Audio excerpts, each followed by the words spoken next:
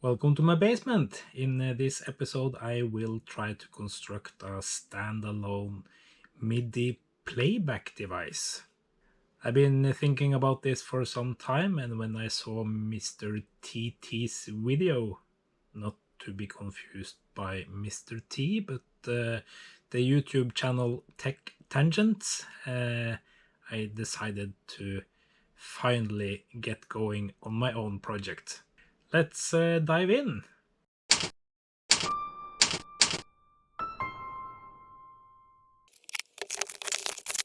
So yeah, I bought some parts for a Raspberry Pi 4 Model B, only 2 gigabytes of RAM.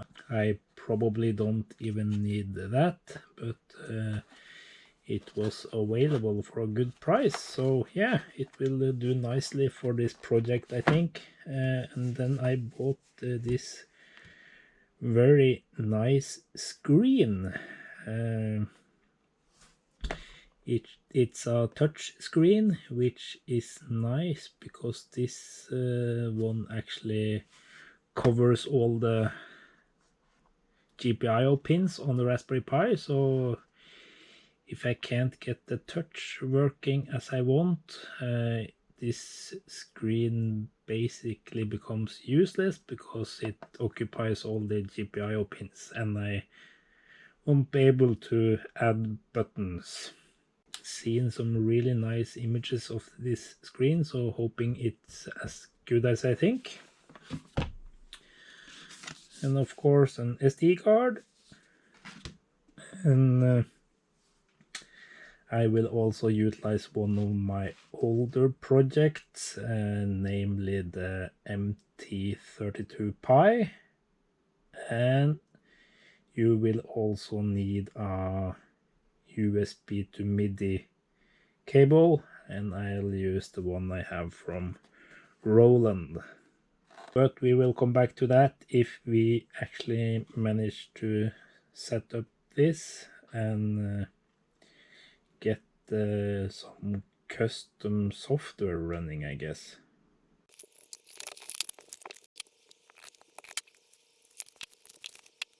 So here we have the screen. It's a 60 frame per second touchscreen with a max resolution of 800 by 480, I think. And it's a 4-inch screen, 86 by 51 millimeters. And I hope that scratch is in the plastic, and yes it is.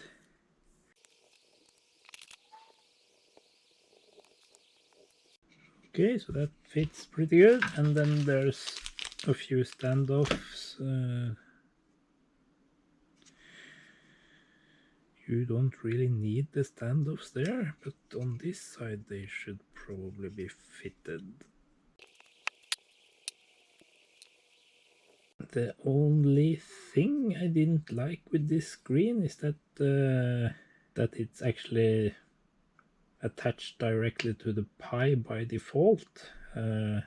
It's nice to have the headers tossed in so you can do that, but I would rather have a cable because the whole construction is pretty thick. But I guess you can get some extension cables from somewhere to fix that problem. But let's first try to boot it up with an OS and see if the screen lights up or if we have to go digging for micro HDMI cables. So I found my official Raspberry Pi power supply, which I've been using for my Pi 400. So yeah, let's see if the screen springs to life. I have also installed the latest version of Raspbian 64-bit OS. I can see the computer is booting, but as I suspected, the screen is not on by default, so I need to configure it, I guess.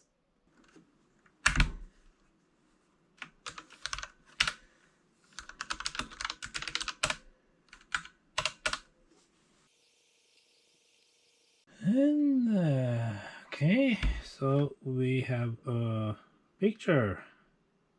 So basically don't remove everything in the boot config file, just add the line.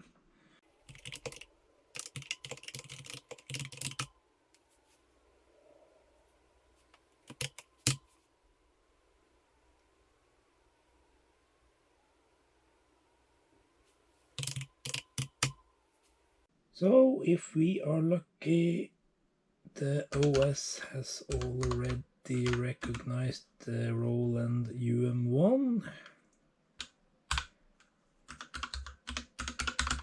So mixer list MIDI, and nothing happens. Okay, so that was a surprise, I guess.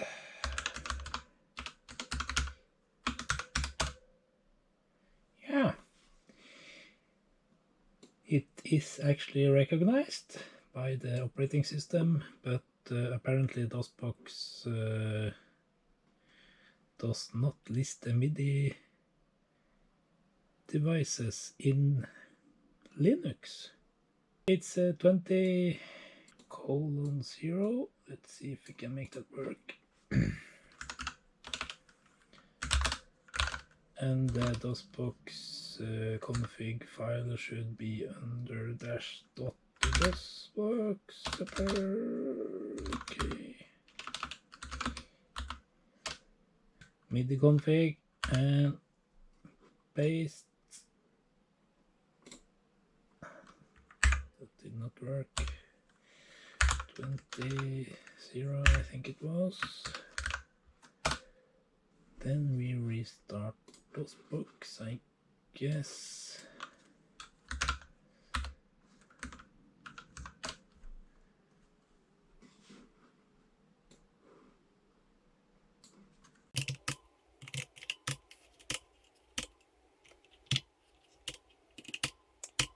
We select sound canvas mode, and I have set up my MT-32 Pi to emulate my sound canvas 55.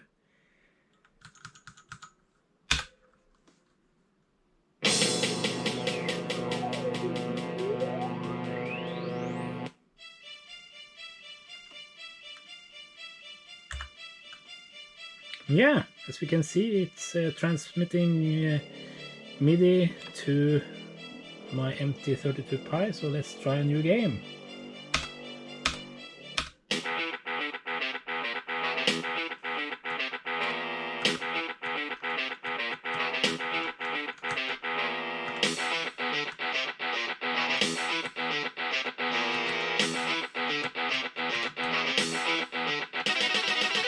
Yeah, my setup actually worked, so now that I know it's working with the MIDI interface, I will try to find a command line MIDI player next.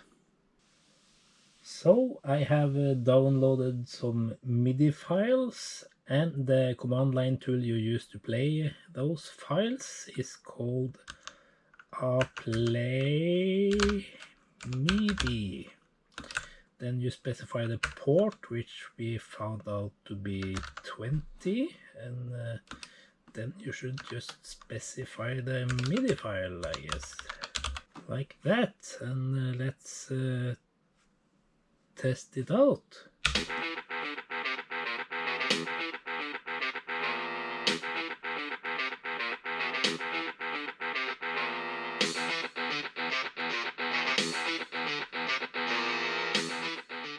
So if I'm going to implement functionality that stops the song mid-play, I need some way to reset the MIDI signals, or you might experience this.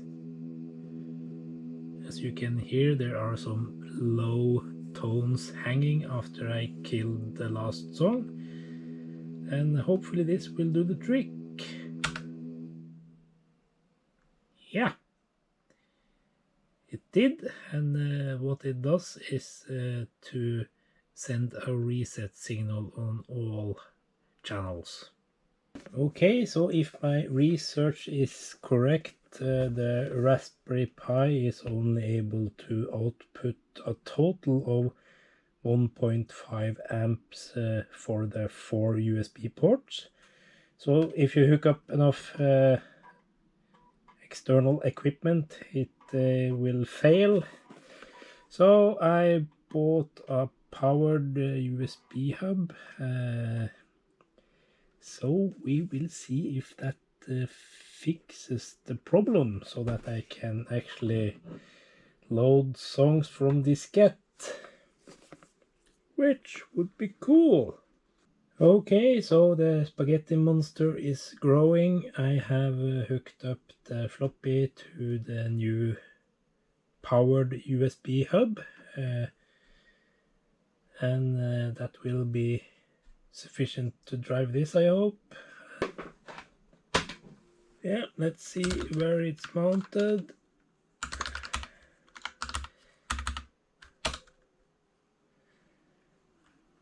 And let's try to play directly from floppy.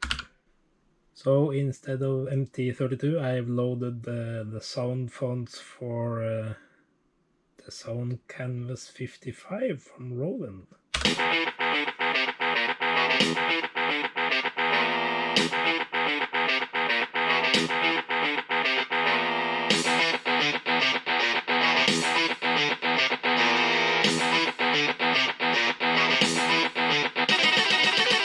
Well, it's been quite the ride, isn't that what they say? I spent quite a lot of time configuring the HyperPixel screen once I finally figured that out and installed the right operating system that actually have the drivers installed, and stopped fiddling around with rotating the screen. It actually worked. I didn't include the footage when I tried to rotate the screen and failed. The rotation works, but the rotation does not rotate the touch settings of the screen. So after rotation, you are basically in the wilderness with regards to touch. I see many people complaining about this screen, both the configuration, the lack of support, and the poor readme. So if you're not really into fiddling, then I would not recommend this, but once you finally get it working, it's a very good looking screen. So let's recap and end the video here. We have managed to set up the Raspberry Pi, and we have managed to configure the screen. We have actually also managed to play MIDI music from floppy. So I've already started on part 2, which is to create some 3D printed casing to hold all of this. So yeah, that will hopefully be available soon. And I also need to write some software that utilizes the command line tools that we saw here. If you want to tag along, please subscribe, and I do hope to see you next time.